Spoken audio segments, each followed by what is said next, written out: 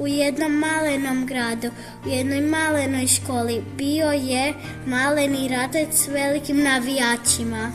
Iako još ne znamo sva slova, tek se učimo čitati, čitali i pisali smo s vama.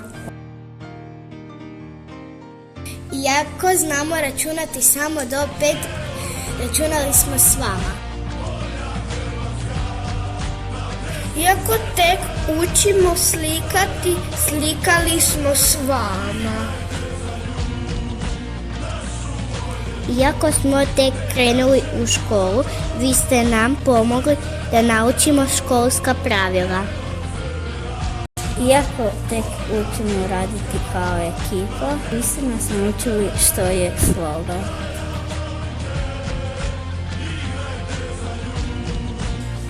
Vi ste nam pomogli naučiti da nikada ne treba odustati, da sve možemo iako smo mali.